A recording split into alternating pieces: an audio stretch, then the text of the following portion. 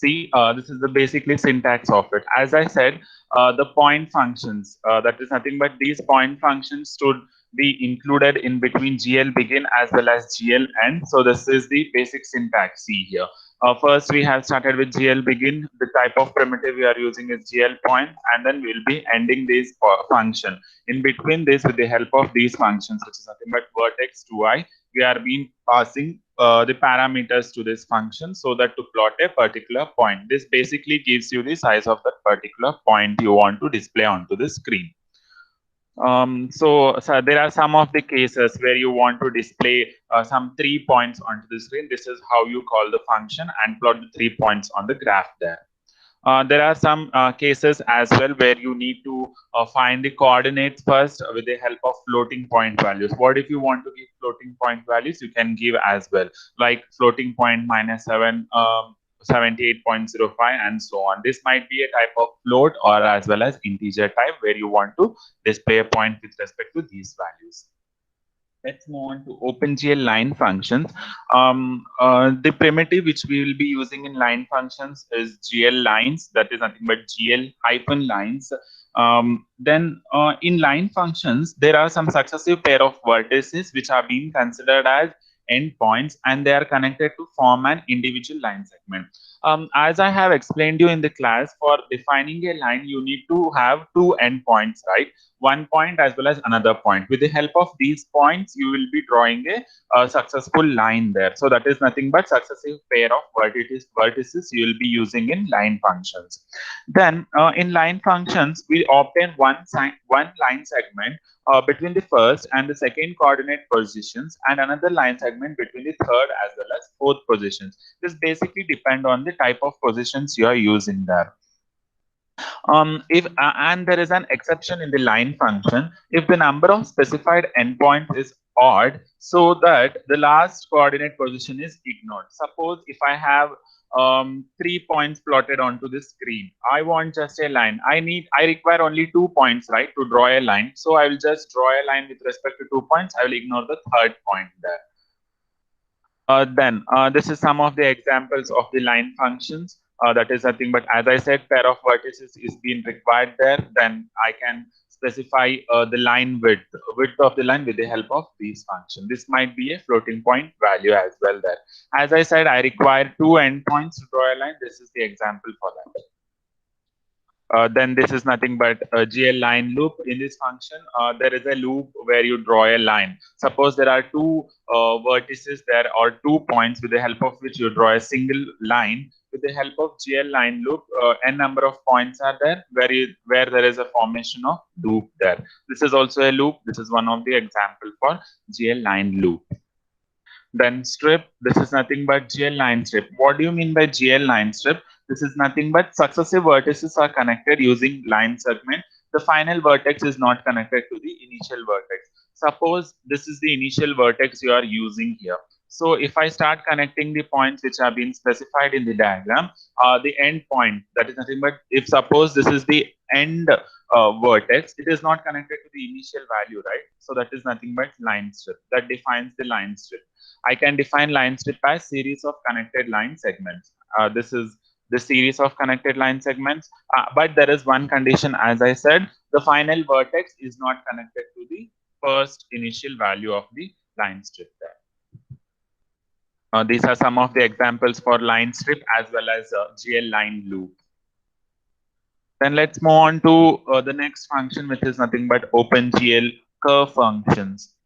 In OpenGL curve functions, basically we include a primitive function in the OpenGL core library. Before defining the curve functions in the program, we define some core OpenGL libraries into it. That is nothing but OpenGL utility library, which has routines for 3D quadrics such as spheres and cylinders. Before you define these curve functions, we need to include this library in the program. That is nothing but your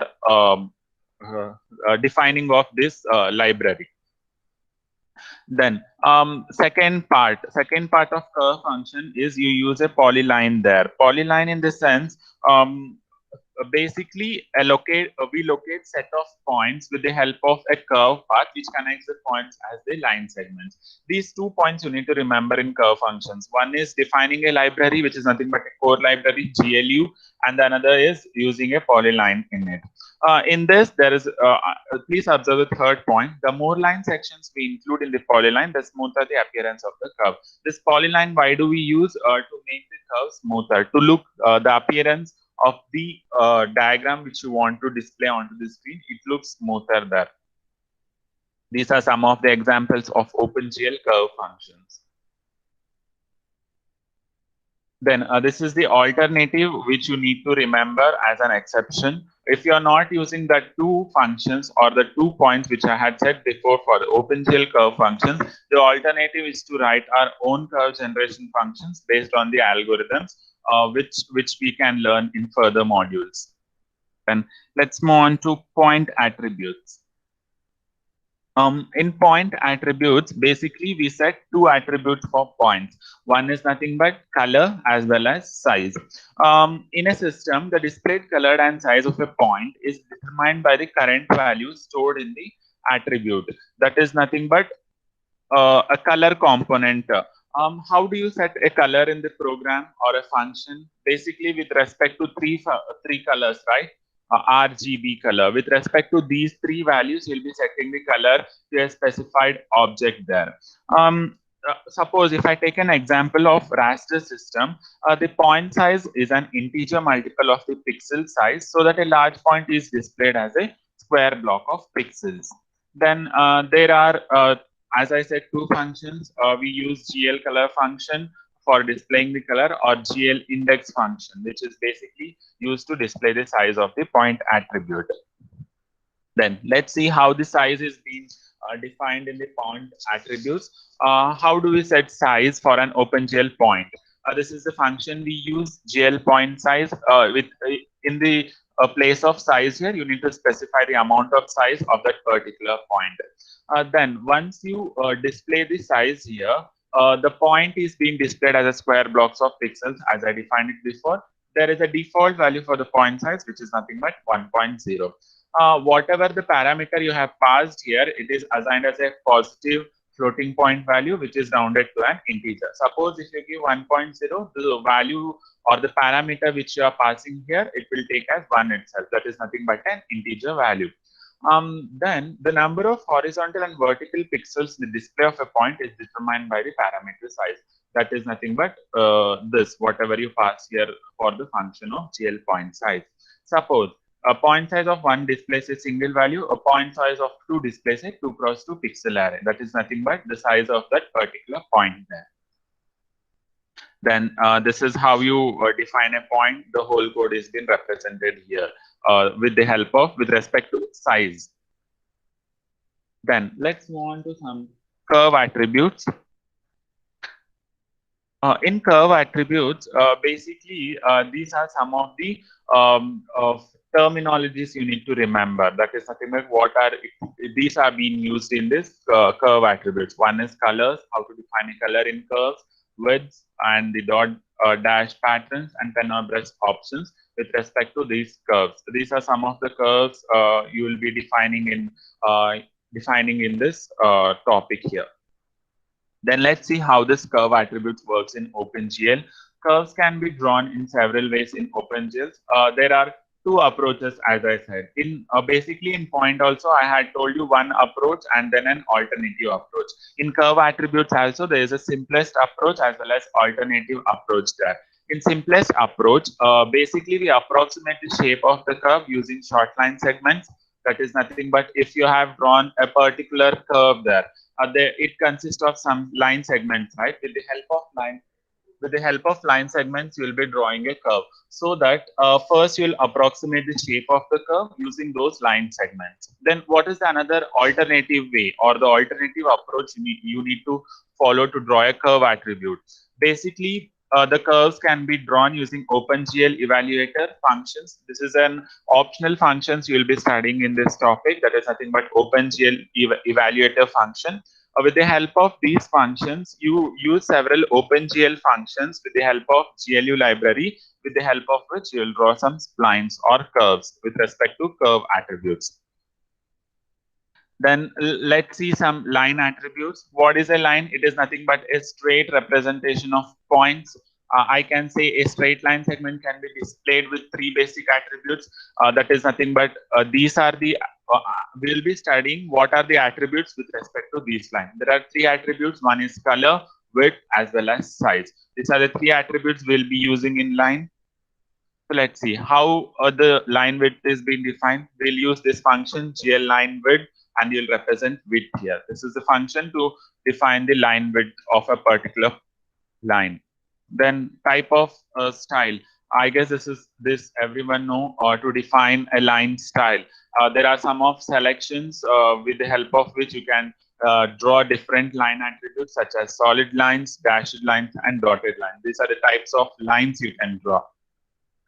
Then let's see some OpenGL line attribute functions. In OpenGL line attribute functions, here basically there is a default which is being stored in your software. That is nothing but OpenGL. That is nothing but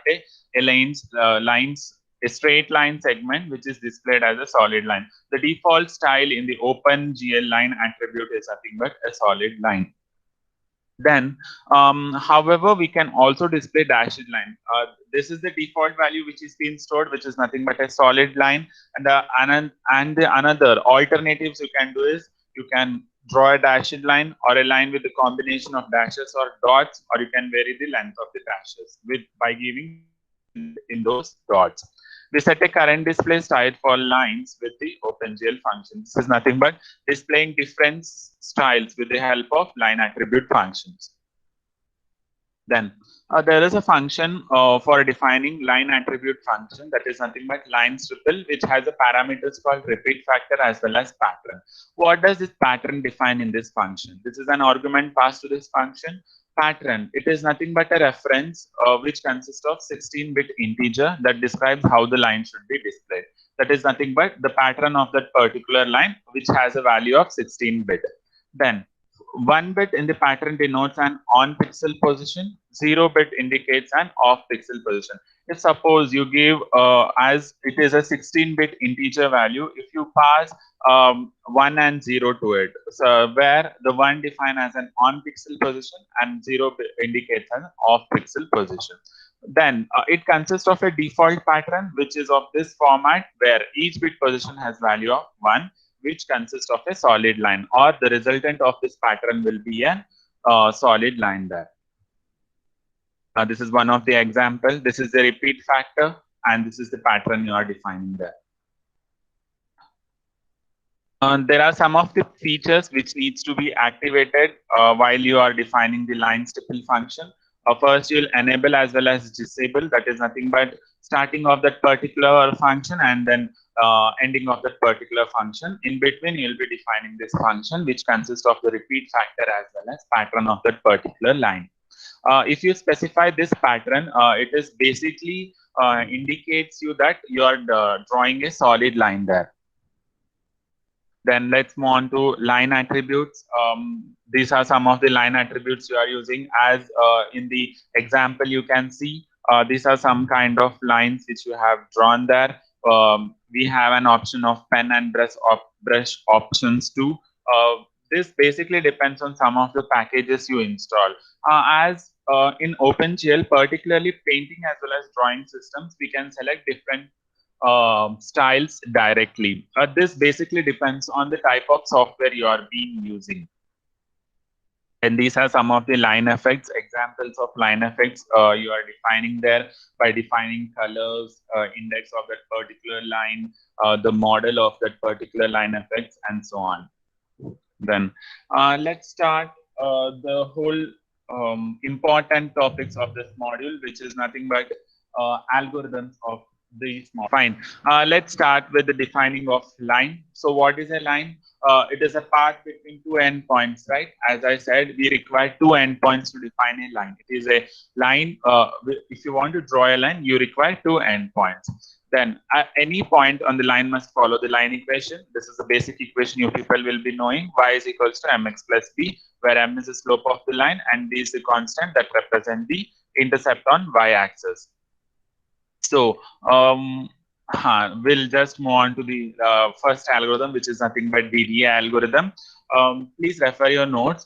There are some slight modifications in the PPT, so please look onto your notes as well. I can define DDA algorithm, or the abbreviation of DDA is nothing but digital differential analyzer, right? That is what. Okay, digital differential analyzer. So how can I define? As I told, in this algorithm, you need to remember some key points. One is the definition, then the approach, and what is to be analyzed in this particular algorithm. In DDA algorithm, if I move on to the definition, it is a scan conversion method for drawing line segments onto the screen. This is the definition. And then what kind of approach DDA will be using? Can someone tell me in the class what kind of approach DDA will use?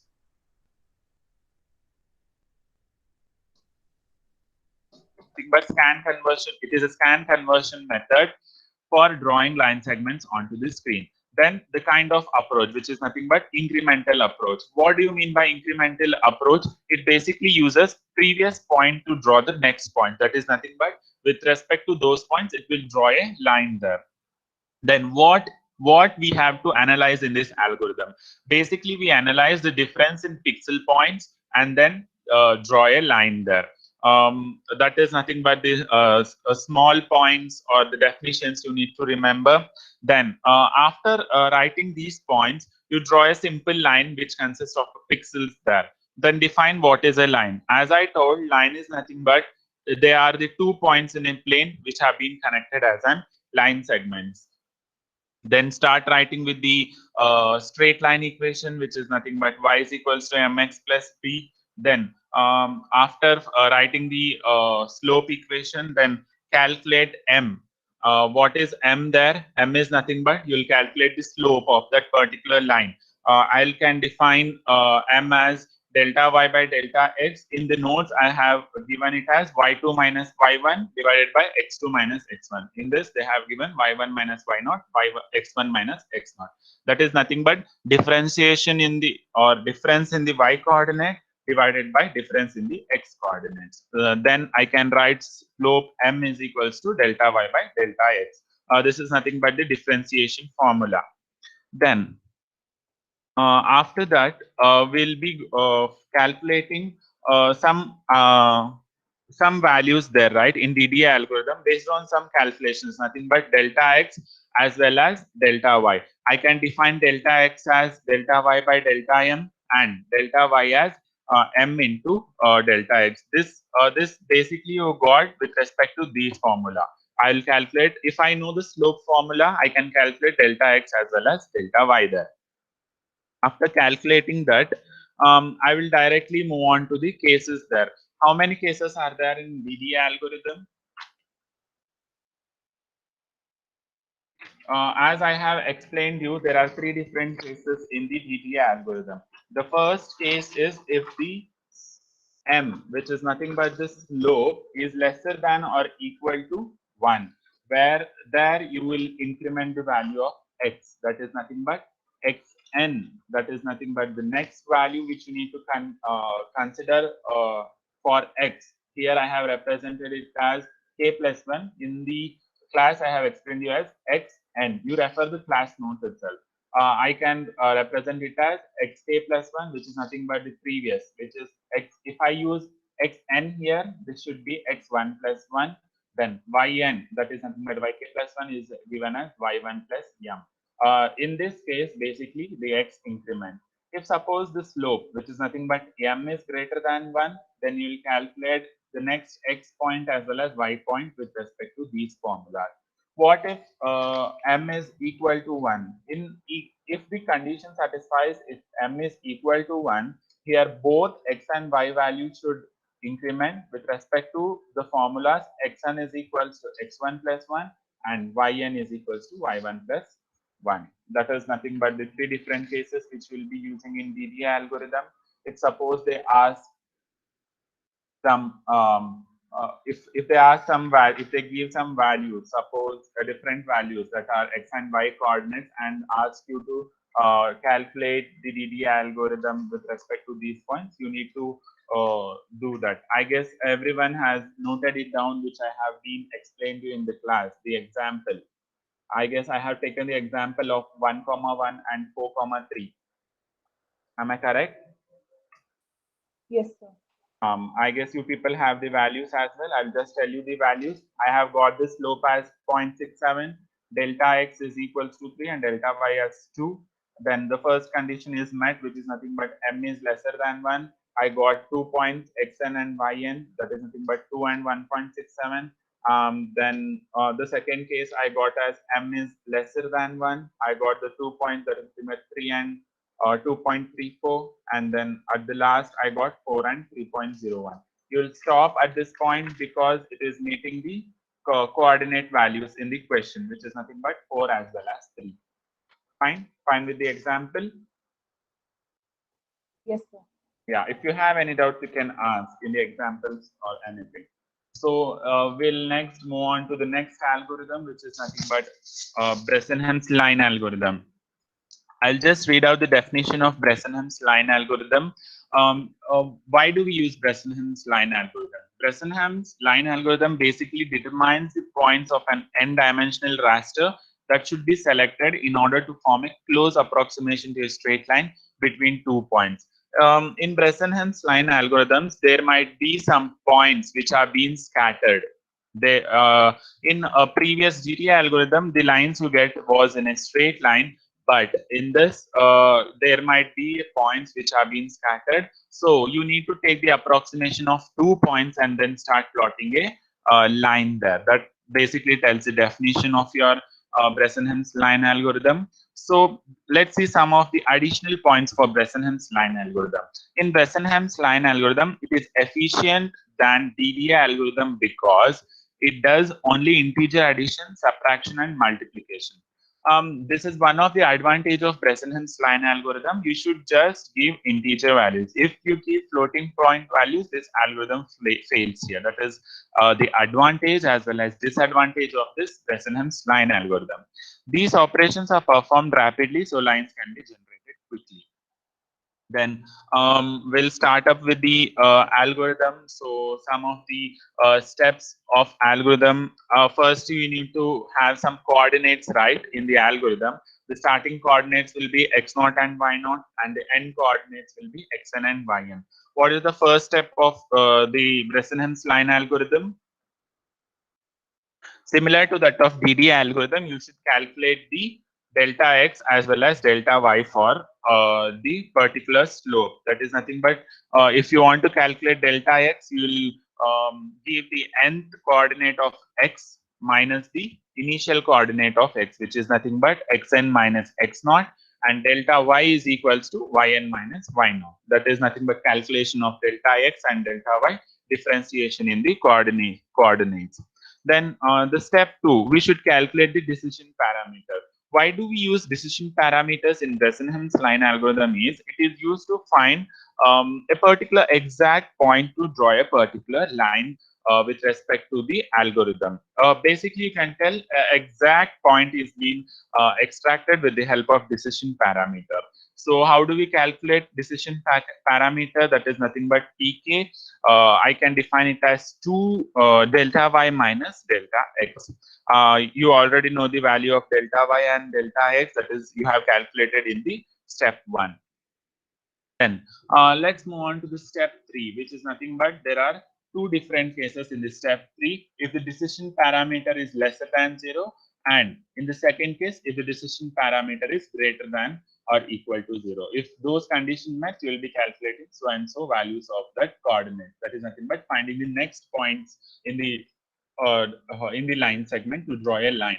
Then at the last step is nothing but you will be repeating on the step 3 until an endpoint is reached. Then some of the advantages as well as disadvantages of Bresenham's line algorithm. First point is if m value, that is nothing but if the value of m is an integer, it is very simple to calculate. Similarly, the disadvantages, It is meant for basic line drawing only. And what did I say during defining the algorithm? If we are using the floating point, this algorithm fails there. Then this algorithm basically avoids generation of duplicates points. It is basically implemented using hardware. If you compare the DDA algorithm, this algorithm is faster. I have taken two coordinate points x and y as 9, 18 as well as 14 as well as 22, right? To explain you the calculation, how it happens. And then I have calculated till I have got the coordinate points in the table as 14 as well as 22, which is nothing but the end points, end coordinates xn and yn. Is that example clear to all? Yes, sir. Yeah, okay. If you have any doubts, you can post it in the chat box or you can ask me here. Then let's move on to the final algorithm, which is nothing but circle generation algorithm.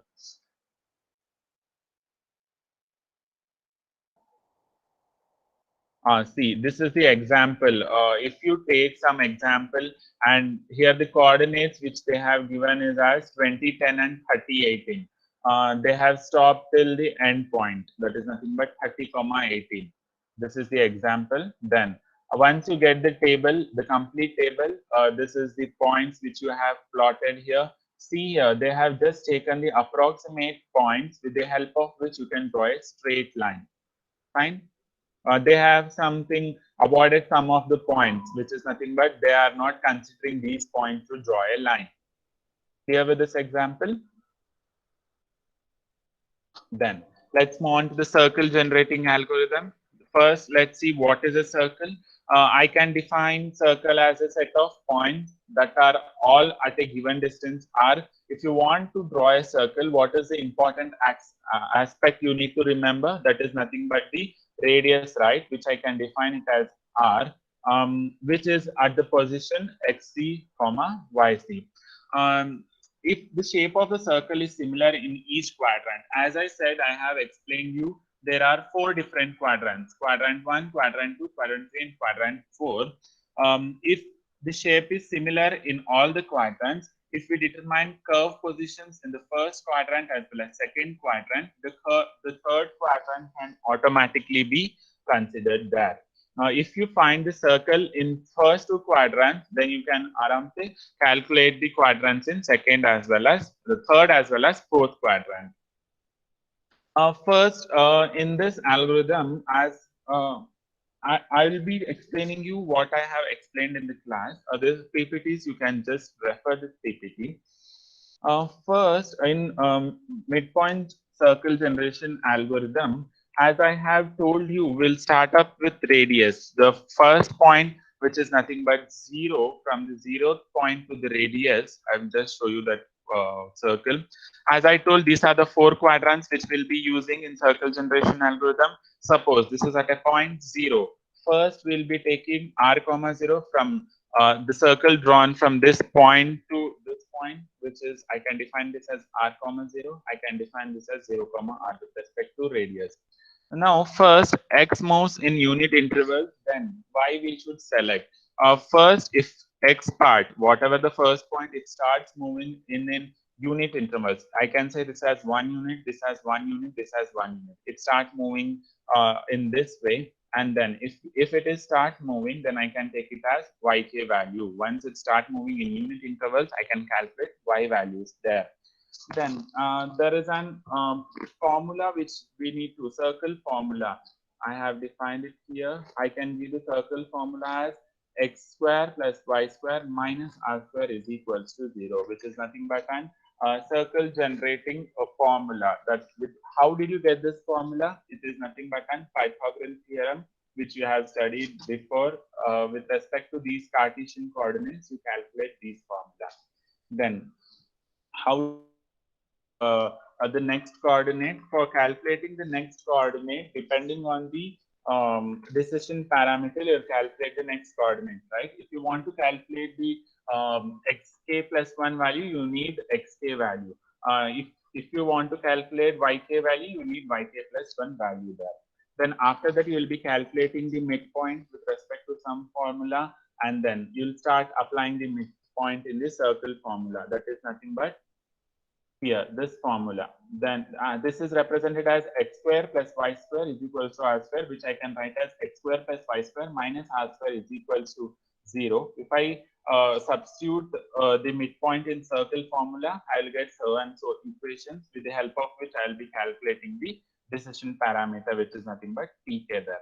Then after that, calculating the next decision parameter, I want to calculate the another further parameters there, which is nothing but tk plus 1 as well as tk plus 1 minus tk, which is nothing but subtraction in the further coordinates of decision parameter to the initial coordinates of decision parameter. I'll get the next decision parameters as I have defined in the class, that is nothing but tk plus 1. Now, with respect to these formula, the initial decision parameter calculation should be done, which is nothing but if I take this formula itself, r square is equals to x square plus y square. This can be one formula where I'll evaluate the values of pk there. Then I'll substitute some xk and yk value, which is nothing but initial starting coordinate values, xk and yk equated to 0 as well as r. Then I will calculate pk. At the last, I will get the pk value as 1 minus r. In this step, that is nothing but in this step, calculating decision parameter step, we have two cases there. In the first case, if pk, I'll check if I have defined the cases here. No, I have not defined the cases here. As I have given you in the notes, in the first case, if pk is greater than or equal to 0, if the first case, if the decision parameter is greater than or equal to 0, the next coordinate calculation, yk plus 1 is equals to yk minus 1 is done. You'll calculate the next parameters or the next coordinates y and x. And the next case, that is nothing but if pk is lesser than 0, the next coordinate will be yk plus 1 as well as xk. These are the cases you need to remember after calculating the decision parameter formula. Then I have explained you an example, which is nothing but there we have given the radius as 8 and decision parameter you need to calculate with respect to the formula pk is equals to 1 minus r, where r value you have given that is nothing but 8. Then you will be calculating the further decision parameters, and then finally there are some values. You had some issues, right, in getting these values. So I calculated, these are the values, these are the correct values you get. Check out the tables which you have written there. pk plus 1 values are -4, 1, -6, 3, and 2. You told you were getting different values. Why? In the sense, while calculating pk plus 1, that is the pk plus 2 of x plus 1, so on, the formula is there, no? While calculating pk plus 1, you in the first initial step, you will get -4. In the next step, that is nothing but if you want to calculate xk and yk with respect to values 1 and 8, you need to use the previous pk plus 1 value, which is nothing but -4 there. Okay, you people were using the initial pk value after calculating it every time, but you should use pk plus 1, which is being obtained in the previous value, which is nothing but -4. If you keep on doing that, you will get these values. Clear with it? Yes, sir. Yeah. Well, in the first step, you have got -4, right? You use this pk plus value in the next step, so you will get the another step there. Fine.